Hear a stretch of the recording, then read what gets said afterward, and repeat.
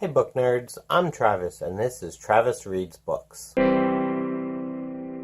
This has been the end of my first full month on BookTube, so I thought I would do the tried and true BookTube wrap-up. And looking at the books I read during the month, I was really surprised by how many I got through. I'm a really slow reader, and sometimes it can take me weeks, if not months, to get through a single book. But since I've become part of BookTube, I've just been reading voraciously, and I've gotten through quite a few books. So in the last month, and I don't actually have most of these books, the majority of them are either library books or they're on my Kindle. But the first book I finished was The Knife of Never Letting Go by Patrick Ness. This was a really fantastic and emotional book.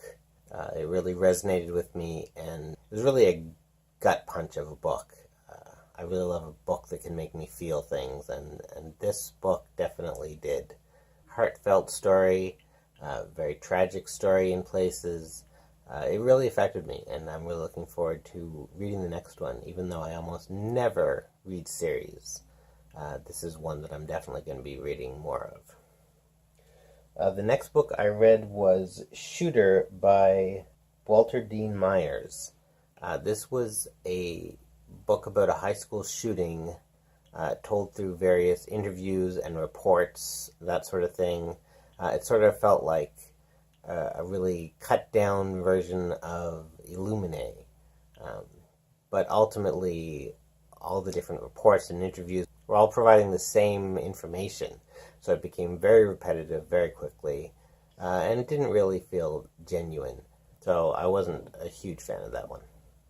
The next one was Amity by Michael Gastow. I picked this book up thinking it had something to do with the famous Amityville haunting. It doesn't. It just sort of came up with a name that sounded sort of like that and got suckers like me to pick up the book. It wasn't particularly scary or intense. It was a pretty standard haunted house story. I wasn't compelled not to finish it because I did want to see what happened to the characters, so I guess it wasn't that terrible, but average at best. Next, I read Nevernight by Jay Kristoff, and I read that as a buddy read with Leanna from Leanna's Library, which, for a slow reader like me, a buddy read is a really good way to make me get through the book faster, because Leanna was done it in like 3 days, and I was working furiously to catch up so we could talk about it. This was a really great book. I really loved it. I did a review for it on the channel. You can check that out. But basically, I thought it was like an R-rated Harry Potter with lots of killing, lots of sex. And I think that made for a pretty interesting book. Next was Roulette of Rhymes by J.D. Estrada. It's a book of poetry, and I know nothing about poetry. I have next to no experience with poetry, but I enjoyed reading this book.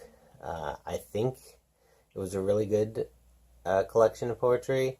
I thought it touched on a lot of different subjects and a lot of different styles.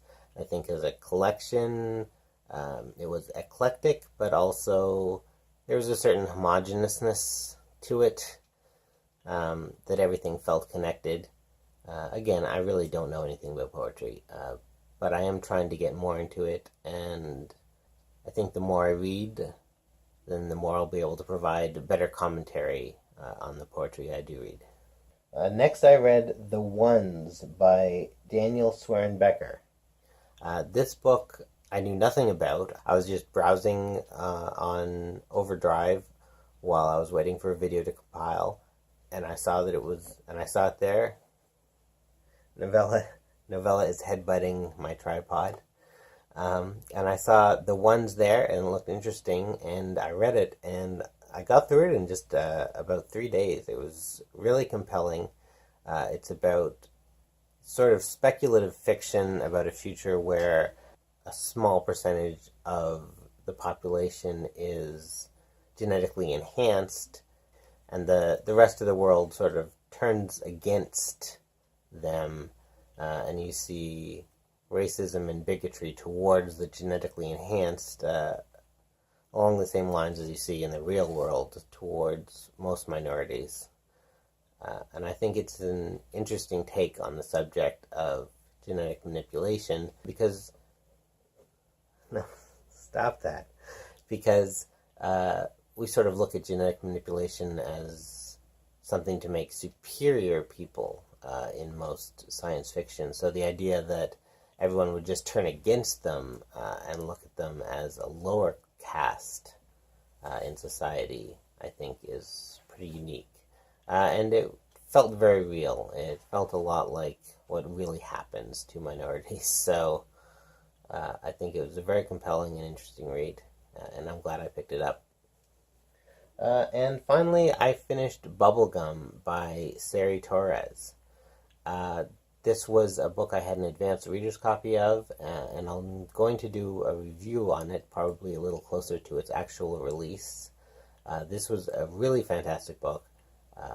I am really lucky to have had the chance to read it. Just full of interesting, flawed, diverse characters.